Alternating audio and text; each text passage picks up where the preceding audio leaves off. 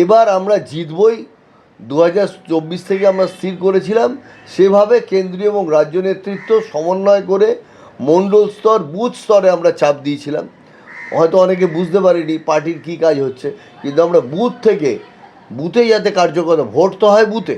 একদম ইলেকশনের 24 ঘন্টা আগে থেকে বা 48 ঘন্টা আগে থেকে কোনো দিল্লির নেতা, কেন্দ্রের নেতা, রাজ্য নেতা বুথে থাকেন না। বুথে আমার ওই কার্যকর্তাটি থাকে যে বুথে বসবে, ওই মণ্ডলের নেতৃত্ব থাকে যে ওই বিধানসভায় মণ্ডলের নেতৃত্ব দেবে। অতএব আমরা প্রথম থেকে 24-এর পর থেকেই বা 24 থেকেই আমরা বুথে কাজ করা আরম্ভ করি। নমস্কার দর্শক, সংবাদ আবির্ভাবের আজকে একটি অসাধারণ ইন্টারভিউ আমরা নিতে চলেছি আমাদেরই অমিতাভদার কাছ থেকে। আমাদের প্রথম যেটা বলবো, অমিতাভদা, বহুদিন সংগ্রাম করার পর আপনারা প্রথম রাজ্যে ক্ষমতায় এসছেন, কেমন লাগছে? এটা স্বপ্নেও ভাবিনি আমরা যে ভারতীয় জনতা পার্টি যখন আমরা করতে আসি। আমি যখন 1987 সালে প্রাইমারি মেম্বার হই, 2 টাকার মেম্বার, তখন কাউন্সিলরও আমরা ভাবিনি এখানে কেউ হতে পারে। বিধানসভা লোকসভা তো নয়। যারা তখন ক্ষমতায় ছিল অর্থাৎ সিপিএম বামপন্থীরা, তারা আমাদের ইয়ার্কি মারত, টিটকিরি মারত।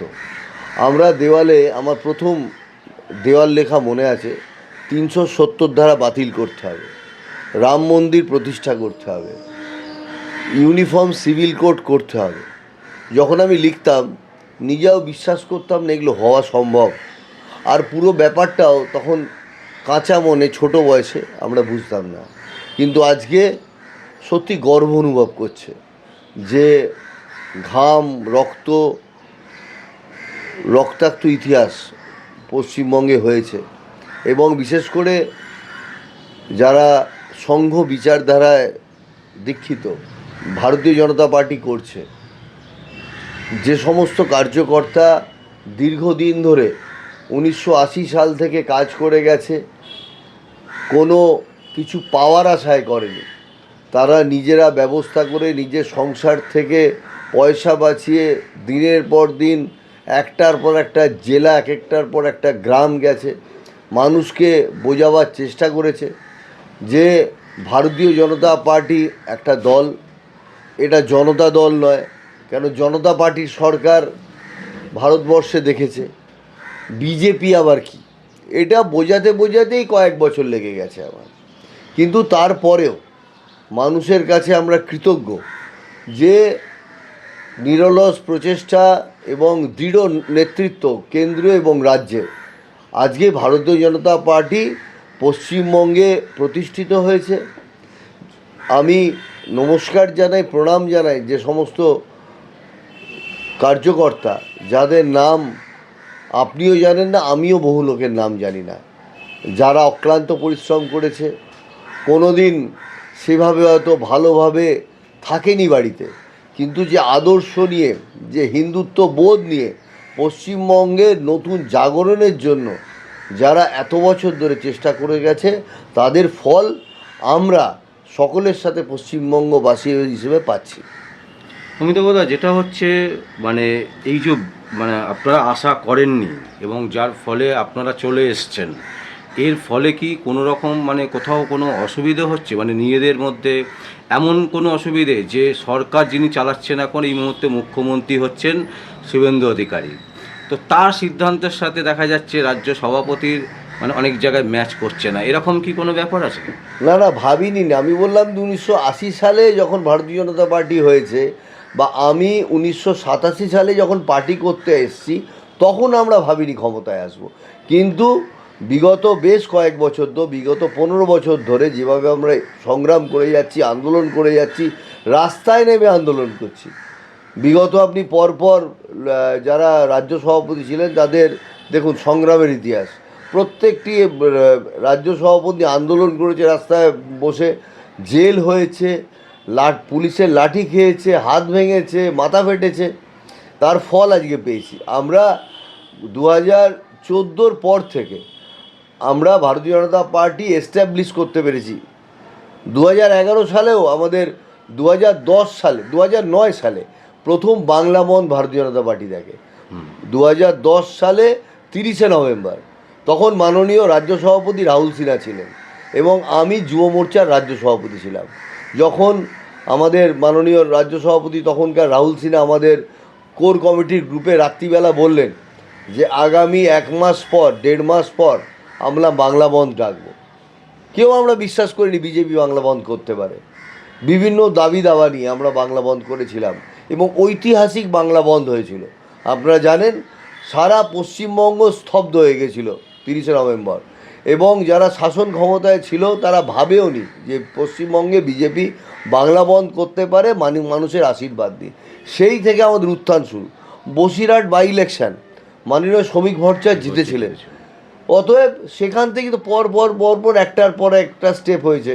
রিতেশ তিওয়ারি চৌরঙ্গিতে বাই ইলেকশানে দাঁড়িয়েছিলেন, আমি সেখানে দায়িত্ব ছিলাম। অতএব ভারতীয় জনতা পার্টির পশ্চিমবঙ্গে নিজেকে পদার্পণ এবং মানুষের কাছে উপস্থাপনা করতে পেরেছিল সেই সময়। তার ফল আজকে 21 সালে আমরা ক্ষমতায় এসে যেতাম, কিন্তু কিছু দুর্বলতা কোথাও ছিল, আমরা আসতে পারিনি। কেন্দ্রীয় নেতৃত্ব, রাজ্য নেতৃত্ব অক্লান্ত পরিশ্রম করেছিলেন। আমাদের মানে জিততে হেরে গেছিলাম। হ্যাঁ, এবার আমরা জিতবই 2024 থেকে আমরা স্থির করেছিলাম। সেভাবে কেন্দ্রীয় এবং রাজ্য নেতৃত্ব সমন্বয় করে মণ্ডল স্তর বুথ স্তরে আমরা চাপ দিয়েছিলাম। হয়তো অনেকে বুঝতে পারেনি পার্টির কী কাজ হচ্ছে, কিন্তু আমরা বুথ থেকে বুথে যাতে কার্যকর, ভোট তো হয় বুথে। একদম ইলেকশনের 24 ঘন্টা আগে থেকে বা 48 ঘন্টা আগে থেকে কোনো দিল্লির নেতা, কেন্দ্রের নেতা, রাজ্য নেতা বুথে থাকেন না। বুথে আমার ওই কার্যকর্তাটি থাকে যে বুথে বসবে, ওই মণ্ডলের নেতৃত্ব থাকে যে ওই বিধানসভায় মণ্ডলের নেতৃত্ব দেবে।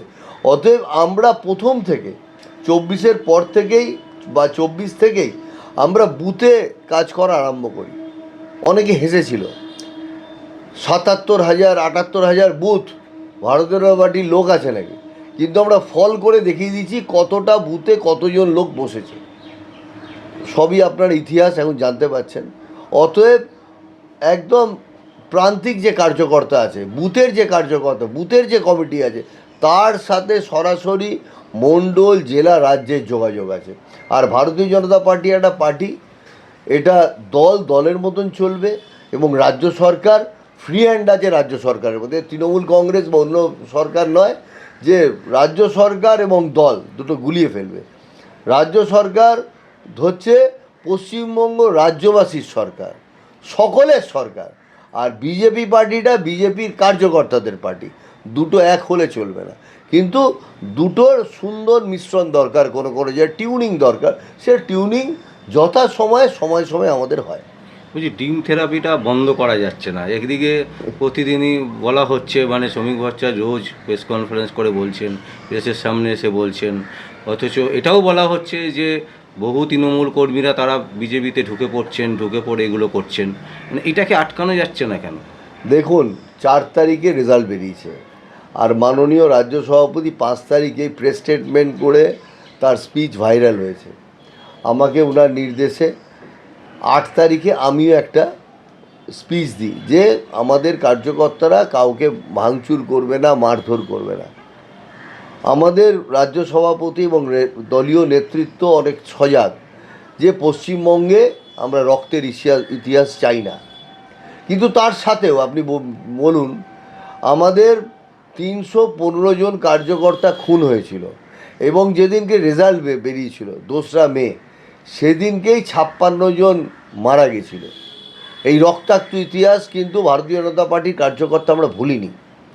আমি নিজে আপনার ব্যারাকপুর, নদিয়ার প্রায় 7 জন কার্যকর্তার বাড়ি যেতে আমি বাধ্য হয়েছিলাম, কেননা রাজ্যের বার্তা এবং জেলার বার্তা নিয়ে তাকে কিছু সাহায্য করতে, যে সেই কার্যকর্তার পাশে ভারতীয় জনতা পার্টি আছে। সেই কান্না, মায়ের কান্না, বা যে কার্যকর্তা খুন হয়েছিলেন তার স্ত্রীর কান্না, বাচ্চার কান্না কিন্তু আমারও বুকে এখনও বাজে। ভাবুন তো, এই 4 তারিখে যদি রেজাল্টটা উল্টো হতো, ভাবুন তো 4 তারিখে রেজাল্টটা উল্টো হতো, 12টার পরে আমার মনে হাজার হাজার ভারতীয় জনতা পার্টির কার্যকর্তা প্রত্যেকটা ব্লকে খুন হতো, কয়েক লক্ষ ঘরবাড়ি ছাড়া হতো। সেটা কিন্তু হয়নি। এরই নাম ভারতীয় জনতা পার্টি। কেননা ভারতীয় জনতা পার্টি জানে আজকে একটা সরকার আছে, কালকে একটা সরকার চলে আসবে। ভোটের সময় রাজনীতি হবে, কিন্তু সারা বছর পশ্চিমবঙ্গের উন্নয়নের কথা চিন্তা করব। দেখুন, একটা ছেলে যদি কাজ পায় বা একটা পরিবার যদি ব্যবসার সাথে যুক্ত হয়, সে তো পশ্চিমবঙ্গবাসী, তারা তো বাংলাভাষী, তারা তো পশ্চিমবঙ্গবাসী, যে ভাষায় কথা বলুক না কেন। আমরা চাই পশ্চিমবঙ্গের প্রত্যেকটি ওয়ার্ড, প্রত্যেকটা অঞ্চল, প্রত্যেকটা বিধানসভার উন্নয়ন হোক। উন্নয়ন যদি আমরা পরিকাঠামো মাপি, কে কোন পার্টি করছে বা কোন ইন্ডাস্ট্রিয়ালিস্ট ইন্ডাস্ট্রি করছে, কোন পার্টির সে, ভোটের সময় ভোট হোক না, ভোটের 7 দিন ভোট হোক, কাউন্টিংয়ের সময় কাউন্টিং হোক, কিন্তু ভোট মিটে গেলে আমার মনে হয় ভোটের দামামা চলে গেলে আবার সকলে একভাবে পশ্চিমবঙ্গের উন্নয়ন করতে হবে। কেন ভারতবর্ষ যেভাবে এগিয়ে গেছে, পশ্চিমবঙ্গ কিন্তু আমরা অনেক পিছিয়ে আছি। লজ্জা লাগে আমরা পশ্চিমবঙ্গের বাঙালি বলতে, কেননা 34 বছর বামপন্থীরা সিপিএম আর 15 বছরে টিএমসি, 50 বছর আমরা পিছিয়ে আছি। 50 বছর মেকআপ নিশ্চয়ই 1 মাস বা 3 মাসে হবে না। আমি তাই সমগ্র পশ্চিমবঙ্গবাসীকে অনুরোধ করব করজোরে যে আপনারা এই সরকারকে সুযোগ দিন এবং সময় দিন। যেমন যে কার্যকর্তা আমরা চেষ্টা করছি, কিন্তু যে কর্মচারীগুলো রাজ্য সরকারের আছে, যে ইউনিয়নগুলো রাজ্য সরকারের আগের রাজ্য সরকারের ছিল, সেই ব্যক্তিগুলো কিন্তু আছে। অতএব সেই ব্যক্তিগুলো যতক্ষণ না মাথা ঠিক হচ্ছে, কাজ করার লক্ষ্যে আসে, দেখছেন না মুখ্যমন্ত্রী বলেছেন 10টা থেকে 10:15টার মধ্যে অফিসে ঢুকতে হবে, কেননা উনি কাজ ফেরাতে চাইছেন। কাজ না সময় মতন করতে পারলে, সরকারি কর্মীরা যদি ঠিক সময় কাজে না যায়, ওয়ার্ক কালচার নষ্ট হয়ে যাবে। পশ্চিমবঙ্গে আমরা ওয়ার্ক কালচার ফিরিয়ে আনতে চাই। সেখানে জাতি, ধর্ম, বর্ণ সব ঊর্ধ্বে গিয়ে কাজ করতে হবে। কেন একটা জাতি যদি ডিসিপ্লিন না হয়, নিয়ম না মেনে চলে, সে জাতি কখনো উন্নতি করতে পারে না। পশ্চিমবঙ্গে আমরা বিগত সরকারে দেখেছি খেলার মেলা করে শেষ করে দিয়েছে। আনন্দ ফুর্তি নিশ্চয়ই হবে, কিন্তু তার সাথে শিক্ষা ব্যবস্থা, তো এডুকেশান পশ্চিমবঙ্গে শেষ। আপনি ভালো পড়াতে যান, সরকারি স্কুল নেই। টিচার আছে তো স্কুল বিল্ডিং ভেঙে পড়েছে, স্কুল বিল্ডিং ভেঙে আছে তো তার ব্যবস্থা নেই, মিড ডে মিলের ব্যবস্থা নেই, পরিকাঠামো নেই, শিক্ষক ঠিক মতন নেই। তাহলে কোথায়? একটার পর একটা সরকারি স্কুল বাংলা মিডিয়াম বন্ধ হচ্ছে, আর ইংলিশ মিডিয়াম স্কুল ব্যবসা হয়ে যাচ্ছে। অতএব যতক্ষণ না পশ্চিমবঙ্গের পরিকাঠামো, শিক্ষা ব্যবস্থা ঠিক হচ্ছে, যুব সমাজের উন্নয়ন করা ঠিক নয়। যে এডুকেশান স্ট্রাকচার আছে, যে সমস্ত পলিসি নেওয়া হয়েছে, সেখানে পাঠ্যক্রমে সিলেবাস কী আছে? আমাদের মিথ্যা ইতিহাস পড়ানো হয়েছে, আমাদের মুঘল সাম্রাজ্য পড়ানো হচ্ছে, ব্রিটিশ সাম্রাজ্য পড়ানো হচ্ছে, কিন্তু পশ্চিমবঙ্গে যে বিপ্লবীরা, নাম না জানা বিপ্লবীরা কাজ করে গেছেন, অনেক ভালো, অনেক সুনামধন্য বিপ্লবী আছে, তাদের কথাও আজকাল যুব সমাজ জানে না। সেই সব বিপ্লবীদের ইতিহাস, বিপ্লবীদের কর্মকাণ্ড, বীরগাথার ইতিহাস সরকার আমাদের পাঠ্যপুস্তকে নিয়ে আসতে হবে। তার সাথে পশ্চিমবঙ্গের ইতিহাস, পশ্চিমবঙ্গ আমরা বলছি, পূর্ববঙ্গটা কোথায় গেল? পূর্ববঙ্গ কোথায়? আজকে ভারতবর্ষের পূর্ব দিকে পশ্চিমবঙ্গ, তাহলে পূর্ববঙ্গ কোথায়? পূর্ববঙ্গ আমাদের শেখানো হয়নি। টেলিফিল্ম হয়েছে, সিনেমা হয়েছে, 72-এর মন্বন্তর দেখা হয়েছে, অনেক কিছু হয়েছে, কিন্তু বাংলাদেশ থেকে অর্থাৎ পাকিস্তান থেকে যে হাজার হাজার লক্ষ লক্ষ নরনারী পালিয়ে এলো, সেই ইতিহাস আমরা জানি না, টেলিফিল্মও হয়নি, বুদ্ধিজীবীরাও বলে না। চলে আসার পর বলে যে ফ্যান খেয়ে মানুষ হয়েছি, শিয়ালদা স্টেশনে দেখেছি। ভাই, শিয়ালদা স্টেশনে এলে কেন? তোমার ঠাকুরদাদা ঠাকুমাকে, সুন্দরী ঠাকুমাকে নিয়ে চলে এলো কেন? ওখানে হিন্দু মুসলমান হয়নি, ওখানে কমিউনিস্ট পার্টি করতে পারেনি, ওখানে সেকুলারবাদ চলেনি। পশ্চিমবঙ্গে সব কিছু চলেছে, ভারতবর্ষে থাকতে চেয়েছে। অতএব ভারতবর্ষের প্রকৃত ইতিহাস জানতে গেলে পশ্চিমবঙ্গের যে পার্টিশন, সেটাকে জানতে হবে। সেটা আজকে যুব সমাজকে জানা হয়নি, ছাত্র সমাজকে জানানো হয়নি। এডুকেশান শেষ, স্বাস্থ্য পরিষেবাও শেষ। উনি বললেন, আগের মুখ্যমন্ত্রী, সুপার স্পেশালিটি হসপিটাল হবে, নীল সাদা রং হলো, চকচকে হলো। হসপিটাল রং হলেই কি চিকিৎসা হয়? একটা নতুন হসপিটাল হলো না, একটা নতুন পরিকাঠামো গড়ে উঠলো না, ভালো ভালো ডাক্তাররা এলেন না। ভালো পড়াশুনো করতে হলে ব্যাঙ্গালোর, হায়দ্রাবাদ, দিল্লি চলে যেতে হচ্ছে। ভালো শিক্ষা ব্যবস্থা নেই, তার সাথে স্বাস্থ্য ব্যবস্থাও নেই। স্বাস্থ্য ব্যবস্থা নিয়ে দুর্নীতি কদিন আগে দেখলেন, আরজিকর কাণ্ড হয়ে গেল। শুধু আরজিকর কাণ্ড যে হাইলাইট আপনারা করেছেন প্রেস, কিন্তু হাজার হাজার আরজিকর, হাজার হাজার দুর্নীতি, হাজার হাজার সুদীপ্ত সেন পশ্চিমবঙ্গে সিন্ডিকেট চালিয়ে গেছে। তার আমরা বিহিত চাই, তার বিচার চাই। অতএব সত্যিকারের পরিকাঠামো, সত্যিকারের যদি উন্নয়ন করতে পারে, এই সরকারই করতে পারে। আর তার জন্যে সকল মানুষের, পশ্চিমবঙ্গবাসীর সহযোগিতা, আশীর্বাদ প্রয়োজন। বলছি অমিতাভ দা, যেটা হচ্ছে প্রশ্ন এখানে থেকে যাচ্ছে যে এই যে কর্পোরেশনে যে সমস্ত কাউন্সিলররা আছেন, এনারা তো বিভিন্ন জায়গায় ইল্লিগাল কনস্ট্রাকশন বানিয়ে রেখেছেন, বিভিন্ন ইল্লিগাল মানুষজনকে ঢুকিয়ে রেখেছেন। সরকারি আবাসনে দেখা যাচ্ছে যে 162টা যদি ফ্ল্যাট থাকে তার মধ্যে 30টা ফ্ল্যাট জেনুইন লোক পেয়েছে, বাকি সব হচ্ছে ইল্লিগাল। তো এই আবার সেই লোকগুলোই চলে আসছে বিজেপিতে। এইটাকে কিভাবে ম্যানেজ করবেন? মানে এই যে মানে সমস্ত মানে কাউন্সিলররা এবার যোগদান করছে বিজেপিতে তাদের দলবল নিয়ে। আমার জানা নেই কোনো কাউন্সিলর জয়েন করেছে কি না। আমাদের মাননীয় রাজ্য সভাপতি বলেছেন 4 তারিখ 12টার পর যদি কেউ গেরুয়া আবির বা গেরুয়া ঝান্ডা নিয়ে দৌড়ে গিয়ে কেউ জয়েন করিয়ে থাকে, সেটা গণ্য হবে না। পরিষ্কার স্পষ্ট ভাষায় বলে দিয়েছেন। নিশ্চয়ই পার্টি বড় করতে হলে মানুষকে নিতে হবে। কাদের নেওয়া হবে? যারা স্বচ্ছ মানুষ, যারা স্বচ্ছ ভাবমূর্তি হয়, তবেই আমাদের পার্টি ঠিকঠাক চলবে। আপনি বলছেন কাউন্সিলর, দেখুন কাউন্সিলর আপনারা দেখছেন, আমাকে বলতে হবে না। মানে যেভাবে কোটি কোটি টাকা নয় ছয় করেছে, কার বান্ধবীর খাটের তলায় আবার গয়না পাওয়া যাচ্ছে, কার রিসর্ট দেখতে পাচ্ছি, কার হোটেল দেখতে পাচ্ছি, একটা কাউন্সিলরের পক্ষে সম্ভব নয়। একটা সিস্টেম, যেমন বোম্বের আন্ডারগ্রাউন্ডের সিস্টেম থাকে, সেই সিস্টেম গড়ে উঠেছে একটা। মানে তৃণমূল মানে কাটমানি, তৃণমূলের কাউন্সিলর টিকিট আপনাদের তৃণমূলের নেতারাই আগে বলেছে, মানে কোটি কোটি লক্ষ লক্ষ টাকায় কাউন্সিলরের টিকিট বিক্রি হয়। যেখানে কাউন্সিলরের টিকিট 50 লাখ 60 লাখে বিক্রি হয়, এটা তো ইনভেস্টমেন্ট, ব্যবসা। 50 লাখ টাকায় বিক্রি হলে 5 কোটি টাকা কামাতে হবে, এই সিস্টেম করে। কিন্তু ভারতীয় জনতা পার্টি রাজ্যে ক্ষমতা এসছে, আগামী দিন পৌরসভা, মিউনিসিপ্যালিটি প্রত্যেকটা নির্বাচন হবে এবং রাজ্য নেতৃত্ব, জেলা নেতৃত্ব সঠিক সিদ্ধান্ত নিয়ে সঠিক প্রার্থী পার্টির চয়ন করবে।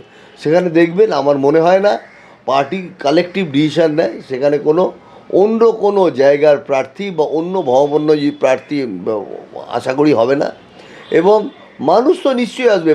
দেখুন, মানুষের এমন একটা আমরা স্বভাব যে সবাই জেতার দিকে থাকতে চায়। Everybody wants to be in the winning side, কেউ হারার দিকে থাকতে চায়। অতএব মানুষ আসবেই। মানুষকে ভারতীয় জনতা পার্টির ভাবধারায় আমরা দীক্ষিত করে দেবো। দেখেছেন যারা আজকে এমএলএ হয়েছেন, মুখ্যমন্ত্রী যিনি আছেন, তিনিও তো অন্য পার্টি থেকে আমাদের পার্টিতে এসছেন, কিন্তু বিজেপির ভাবধারায় উনিও দীক্ষিত হয়ে গেছেন। উনি আদর্শগত, মতাদর্শগত চতুর্দিক দিয়ে ভারতীয় জনতা পার্টি এবং আমাদের সাথে ওতপ্রোতভাবে সংগঠনের কাজ করেছেন, বিরোধী দলনেতা হয়েছিলেন, আজকে উনি মাননীয় মুখ্যমন্ত্রী। অতএব কোনো চিন্তার কোনো কারণ নেই। যেরাম আকৃতিতে দুধ রাখবেন, যেরাম আকৃতিতে জল রাখলেন, সেরাম আকৃতিই নেবে। অতএব ভারতীয় জনতা পার্টির ছাঁচে কোনো মানুষ এসে গেলে সে ভারতীয় জনতা পার্টি হয়ে যাবে, আপনাকে কোনো চিন্তা করতে হবে না। আমার শেষ প্রশ্ন যেটা হচ্ছে, কালকে একটা মারাত্মক বিল আনতে চলেছেন বিধানসভাতে, এই নিয়ে ইতিমধ্যে মানে বিশাল জলঘোলা হচ্ছে যে রাজ্য রাজনীতিতে প্রচুর নেতা নেত্রীদের তো নামে এরকম এফআইআর আছে, অনেক রকমের গুন্ডামি ব্যাপার স্যাপার আছে, এমনকি অনেকে বলছেন যে যিনি মুখ্যমন্ত্রী তার পরিবারের নামেও অনেক কিছু আছে। তো এই বিলটা এলে মানে এই বিলটা অ্যাকচুয়ালি কী আছে, মানে এত সবাই মানে উতলা হয়ে পড়ছে কেন? উতলার কোনো কারণ নেই। মাননীয় মুখ্যমন্ত্রী শুভেন্দু অধিকারী সঠিক সিদ্ধান্ত নিয়েছেন, ওনার ক্যাবিনেট সঠিক সিদ্ধান্ত নিয়েছেন যে দুর্নীতি যাতে না থাকে, হানাহানি যাতে না থাকে। বিধানসভায় বিল নিয়ে আলোচনা হবে। আমরা তো আগের সরকারের মতন নয় যে বিরোধী দলনেতাকে চ্যাংদোলা করে বার করে দেবো, সাসপেন্ড করে দেবো। আমরা চাই বিরোধীরও কণ্ঠস্বর আসুক, আমরা চাই তাদেরও মানুষের কি বক্তব্য আছে। রাজ্য সরকার বিল পেশ করবে, মুখ্যমন্ত্রী বিল পেশ করবেন বা মন্ত্রীরা বিল পেশ করবে, তার ফ্লোরে আলোচনা হবে। যদি অ্যাডিশান অল্টারেশন সংশোধনী কিছু হয় সেটা হবে, সবার মতামত নিয়ে হবে। এই নয় একনাথতন্ত্র আমরা মমতা বন্দ্যোপাধ্যায়ের মতন চালাবো। না, মানে আমরা চাই বিলটাতে আছে কি পাবলিক সেটা জানতে চাইছে, মানে ওই কি আছে কালকেই বিলটাতে? আপনারা পুরো পরিষ্কার বিলটা জানতে পারবেন। এখন বলা আমার ঠিক নয়। আগামীকাল যেহেতু এটা সংসদীয় গণতন্ত্র, বিধানসভায় বিল আসবে, বিল নিয়ে সবার সামনেই দেখতে পারে। আমরা তো আগের সরকার নই যারা বিধানসভা লাইভ টেলিকাস্ট স্ট্রিমিং করতে দিত না। এখন তো সব চ্যানেল লাইভ স্ট্রিমিং করছে, এবং কোন বিধায়ক কীভাবে বসে আছে, কে সবটাই কি দেখা বলছে, লাইভ সবাই দেখতে পাচ্ছে। অতএব আমরা চাই স্বচ্ছভাবে বিধানসভায় বিল পাস হোক, স্বচ্ছভাবে বিধানসভা চলুক, এবং পশ্চিমবঙ্গে প্রত্যেকটা সামাজিক ক্ষেত্রে স্বচ্ছতা ফিরে আনুক। হুমায়ুন কবির বলছেন যে মুর্শিদাবাদে বিজেপির পতাকা তুলতে দেবো না, এরকম একটা হুমকি দিয়েছিলেন। আজকে দেখলাম তার এগেনস্টে এফআইআরও হয়েছে। মানে হুমায়ুন কবির হঠাৎ করে এইসব কথা কেন বলছেন? এইটা কিছুটা খবরে থাকার জন্য, উনি খবরে ছিলেন না, ব্রেকিং নিউজে থাকতে হবে, উনি হারিয়ে যাচ্ছিলেন। আমি মুর্শিদাবাদে বিগত আমার যে দায়িত্ব ছিল প্রায় 9-10 বছর যাচ্ছি আমি, আর প্রায় 5 বছর ধরে রেগুলার ভিজিটার ছিলাম। উনি আগে ওই প্রার্থী ছিলেন বিজেপির, তখন ওনার সাথে দুর্ভাগ্য আর সৌভাগ্য কাজ করেছি। তারপরেও মানে লোকসভার পরেও ছিলেন কিছুদিন, তখনও দেখেছি কি মেটেরিয়াল, আমি খুব ভালো জানি ওনাকে। আর অনামিকাদির ব্যাপারে উনি বলেছেন, অনামিকা ঘোষ আমাদের অত্যন্ত লড়াকু নেত্রী মুর্শিদাবাদে, বহরমপুরে আমার সাথেই কাজ করেছে, আমার নেতৃত্বে কাজ করেছে।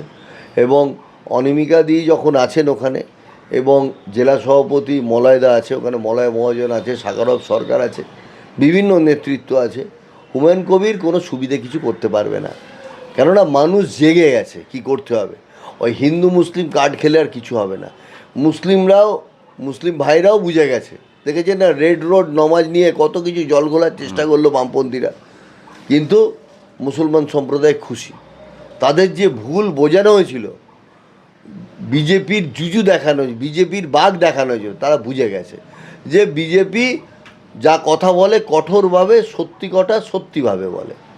অতএব হুমায়ুনকে নিয়ে চিন্তা করার কোনো কারণ নেই। আর একটা আমি শেষ প্রশ্ন করবই, কারণ এই কারণে যেহেতু বাঙালির উৎসব দুর্গাপুজো আসছে, তো সেই দুর্গাপুজো উপলক্ষে একটা নোটিফিকেশান জারি করা হয়েছে, যেটাতে বলা হচ্ছে যে 11 ফুটের বেশি দুর্গা ঠাকুর বানানো যাবে না। তার কারণ হচ্ছে আমরা যেখানে বেশিরভাগ ঠাকুর বিসর্জন হয় গঙ্গার ধারে, তার পাশ দিয়ে রেল যাচ্ছে, চক্র রেল যাচ্ছে, এবং চক্র রেলের যে গেট, সেই গেটটাকে প্রত্যেকবারে খুলতে হয়, খুলে তারপরে ওইখান দিয়ে মানে ঠাকুর যায়। এবারে পুলিশ বলেছে, পুলিশের পক্ষ থেকে, যে এইভাবে করা যাবে না, এবং সরকার থেকেও নাকি এটা মানে নোটিফিকেশান জারি করা হয়েছে যে 11 ফুটের বেশি, মানে টোটাল 17 ফুট হচ্ছে হাইট হতে হবে, মানে গাড়ি প্লাস ঠাকুর প্লাস তার যে ইয়েটা আছে। এটা কি মানে মানে কিভাবে নেবে, মানে এটা কি আপনারা কিভাবে নিচ্ছেন? মানে দেখুন, আসছে একটু আগে আমি বললাম রেড রোডে নমাজ, হ্যাঁ। আমরা দেখুন কোনো ধর্মীয় আটকাতে বা ধর্মীয় উন্মাদনা বাড়াবার পক্ষে নয়। নিশ্চয়ই ধর্ম আচরণ আপনি নিশ্চয়ই করবেন, সে যে কোনো ধর্মের সম্পর্কে, কিন্তু তা বলে মানুষকে বিব্রত করে, আপনি জানেন বিভিন্ন বড় বড় দুর্গা পুজো হয়, কোটি কোটি টাকার পুজো হয়। বলুন তো, সত্যি কথা, আপনাকে খারাপ লাগবে শুনতে, কটা লোকের উপকার হয়, কয়টা সিন্ডিকেট চালায়, তারা কোটি কোটি টাকা রোজগার করে ফেলে। যে পাড়াতে হয় সেই পাড়া এবং আশপাশের পাড়ার কি অবস্থা হয়। একটা এমার্জেন্সি কোনো রুগী, ঠাকুর না করুক, কারো যদি হার্ট অ্যাটাক হয়, অ্যাম্বুলেন্স বেরোতে পারবে, সে অবস্থা থাকে না। আমরা চাই, আমিও নিজে ঠাকুর দেখতে পারি এই পরিবার নিয়ে, আমিও ছোটো কষ্ট পাবে না সজল ঘোষের এত বড়। দেখুন সিস্টেমে যদি চলে, সজল ঘোষ কেন, সব ঘোষই বললাম না, পার্টির সিস্টেমে সবাই চলবে। মাননীয় নেতা সজল ঘোষ অত্যন্ত বিচক্ষণ বুদ্ধিমান নেতা, উনি জানেন কখন কি করতে হবে। অতএব রাজ্য সরকার যে নোটিফিকেশান করবে, পুলিশ যে নোটিফিকেশান করবে, সেটা সব চিন্তা ভেবে চিন্তাই করবে। কেন সজল ঘোষ কেন, তৃণমূল নেতাদের পুজো নেই? একটা সজল ঘোষ আছে, কয়েকশো তৃণমূলের নেতার পুজো আছে। দেখুন, ওইসব ভাবনা চিন্তা করার নেই। আমরা পশ্চিমবঙ্গের সত্যিকারের উন্নয়ন করব, তার জন্যে যা করতে হবে। সাময়িক মানুষের অসুবিধা হতে পারে, 10টা মানুষের কষ্ট হতে পারে, কিন্তু লক্ষ লক্ষ মানুষ, কোটি কোটি মানুষের উন্নয়নের কথা ভেবে আমরা কাজ করব। অনেক কঠোর সিদ্ধান্ত নিতে হতে পারে, আপনার অসুবিধা হতে পারে, আমারও অসুবিধা হবে, সাময়িক এটা। বলুন তো, আজকে হাই রোড হয়েছে, হাই রোড একদম কৃষ্ণনগর বহরমপুর চলে যাচ্ছে, আপনি বারাসাত পার হয়ে আমডাঙ্গা পার হয়ে রাস্তাটায় যাচ্ছেন, কত আরাম লাগে যেতে। ওই রাস্তা করতে গিয়ে কয়েক হাজার বাড়ি ভেঙেছে, কিন্তু আমাদের দেখুন এয়ারপোর্ট থেকে যশোর রোড বারাসাত হচ্ছে না, বনগা রোড হচ্ছে না। ওটা 4 লেন করতে গেলে কিছু লোকের তো জমি জায়গা বাড়ি ঘর নিতে হবে, একদম। কিন্তু এটা লক্ষ লক্ষ মানুষের উপকার হবে। আপনাকে মানুষের উপকার ব্রডার অ্যাসপেক্টে আপনাকে ভাবতে হবে। আপনার যদি যশোর রোড চওড়া হয়, কিছু হোটেল, কিছু রেস্টুরেন্ট, কিছু লোকের বাড়ি, কিছু ফ্ল্যাট ভাঙতেই হবে। সরকারকে সিদ্ধান্ত নিতে হবে। এখানে যদি কোনো আন্দোলন হয়, কিছু হয়, সেটা মানুষকে বোঝাতে হবে। সেরকম ভালো কাজ করতে গেলে কিছু অসুবিধে সাময়িক করতে হবে। আমরা ভ্যাকসিন নিই শরীর ভালো রাখার জন্য, এটা একটা ভ্যাকসিন, মনে রাখুন। ভ্যাকসিন আমরা নিয়েছি সুস্থ থাকার জন্যে, ছোটোবেলাও যে আমরা নিয়েছি, বয়সকালে বয়স্করাও ভ্যাকসিন নেয়। অতএব মানুষের উপকার করতে কিছু কঠোর সিদ্ধান্ত মানুষকে নিতে হবে, এবং মানুষকে সেটা বুঝতে হবে, এবং সরকারকেও সেটা বোঝাতে হবে কেন করছি আমরা। অতএব আগামী দিন ভারতীয় জনতা পার্টির যে সরকার এসছে, সেটা সকলের সরকার, এবং সকলকে নিয়ে শিক্ষা ব্যবস্থা, স্বাস্থ্য ব্যবস্থা, দুর্নীতিমুক্ত প্রশাসন, এই নিয়ে আমরা সরকার চালাবো। অসংখ্য অসংখ্য ধন্যবাদ অমিতাভদা। দর্শক, আমরা আপনাদের সামনে তুলে ধরলাম, আমাদের আর কিছু বলার নেই। আপনাদের জায়গা থেকে আপনারা আমাদের সংবাদ মাধ্যমে প্রচুর প্রশ্ন করছেন, এটা সেটা নিয়ে, দুর্গাপুজো নিয়ে, নানান রকমের যে সুবিধে অসুবিধে নিয়ে, সেগুলো আমরা তুলে ধরার চেষ্টা করলাম আপনাদের। এবার আপনাদের যা বক্তব্য আপনারা অবশ্যই কমেন্টে বক্সে কমেন্ট করবেন, এবং আমরা আবার সরাসরি আসব অমিতাভদার কাছে এবং জিজ্ঞাসা করব সেই প্রশ্নগুলো তার সামনে তুলে ধরব। অসংখ্য ধন্যবাদ দাদা, অসংখ্য ধন্যবাদ, ভালো থাকবেন।